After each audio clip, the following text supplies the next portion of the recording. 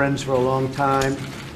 We have, I would say, probably the best relationships right now with Israel that we ever had. I think we're as close now as maybe ever before. Jerusalem was a wonderful thing, and I know it was very much appreciated in a big part of the world, not just in Israel, in a very big part. So that was a decision that I had to make. Many presidents were discussing whether or not to make that decision, and they promised it in their campaigns, but they never were able to do what they should have done. So I was able to do it, and I think it's something that's very much appreciated in Israel, but far beyond Israel. We are very close on trade deals. We are very, very close on military and terrorism and all of the things that we have to work together on. So the relationship has never been better, and Mr. Prime Minister, Mrs. Netanyahu, it's a great honor to have you. Thank you. Thank you very much. Thank you. Mr. President, Donald, Melania, Sarah and I want to thank you for your extraordinary friendship and hospitality. It's always a pleasure to see you both, but this is the first time we meet in Washington, America's capital, after you declared, Mr. President, Jerusalem as Israel's capital. And this was a historic proclamation, followed by your bold decision to move the embassy by our upcoming National Independence Day. I want to tell you that the Jewish people have a long memory. So we remember the proclamation of the great king, Cyrus the Great, Persian king, 2,500 years ago. He proclaimed that the Jewish exiles in Babylon could come back and rebuild our temple in Jerusalem. We remember 100 years ago, Lord Balfour, who issued the Balfour Proclamation that recognized the rights of the Jewish people in our ancestral homeland. We remember 70 years ago, President Harry S. Truman was the first leader to recognize the Jewish state. And we remember how a few weeks ago, President Donald J. Trump recognized Jerusalem as Israel's capital. Mr. President, this will be remembered by our people throughout the ages. And as you just said, others talked about it. You did it. So I want to thank you on behalf of the people of Israel. And I also want to I look forward to our discussions on both challenges and opportunities. If I had to say what is our greatest challenge in the Middle East to both our countries, to our Arab neighbors, it's encapsulated in one word: Iran. Iran has not given up its nuclear ambitions. It came out of this nuclear deal emboldened, enriched. It's practicing aggression everywhere, including on our own borders. And I think we have to stop this country that chants death to Israel, death to America. Iran must be stopped.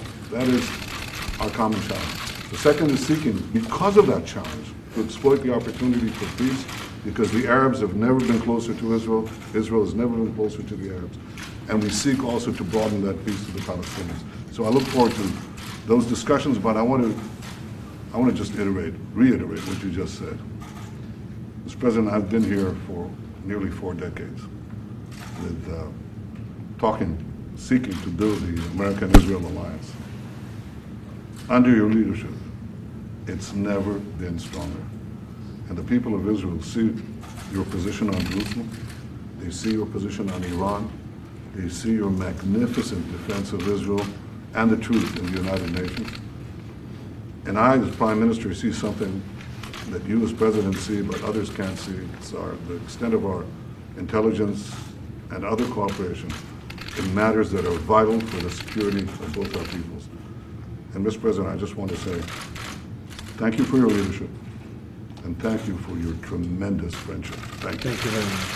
Thank you. My honor. Mr. President, when you introduce your peace I may. We're looking at it. We'll have it built very quickly. A lot of people wouldn't be doing it quickly like that. We're going to have it built very quickly and very inexpensively. They put an order in front of my desk last week for $1 billion. I said, $1 billion? What's that for? We're going to build an embassy. I said, we're not going to spend $1 billion. And we're actually doing it for about $250,000. So check that out. Now it's temporary, but it'll be very nice. $250,000 versus $1 billion. Is that good? Yeah. So can we say that you're contemplating We're looking coming at to coming if I Jerusalem? can. I will. but I'll be there again. Israel is very special to me, special country, special people, and I look forward to being there, and I'm very proud of that decision. And what about your peace deal? When will you present your peace deal? But we're going to see. We're working on it very hard, and we'd like to. Look, it would be a great achievement, and even from a humanitarian standpoint, what better if we could make peace between Israel and the Palestinians. And I can tell you, we are working very hard on doing that, and I think we have a very good chance. And the biggest difficulty that anybody's had, you look over 25 years, nobody could get past, number one, Jerusalem. They couldn't get past it. We've taken it off the table. So this gives us a real opportunity to do peace. We'll see how it works out. The Palestinians, I think, are wanting to come back to the table very badly. If they don't, you don't have peace. You don't have peace. If they don't, you don't have peace, and that's a possibility also. I'm not saying it's going to happen. Everybody said this is the hardest deal to make of any deal. Whenever you have a hard deal, like in business, you say, oh, this is almost as bad as Israel and the Palestinians. You use it like as an example. This is the hardest deal. This is years and years of opposition and, frankly, hatred and a lot of things involved in this deal, beyond the land. And I will tell you that if we could do peace between Israel and the Palestinians, that would be a great thing for the world. It would be a great thing for this country and for everybody. So we're working very hard on it. We have a shot at doing it. Thank you all very much. I appreciate it. Thank you. Thank you very much.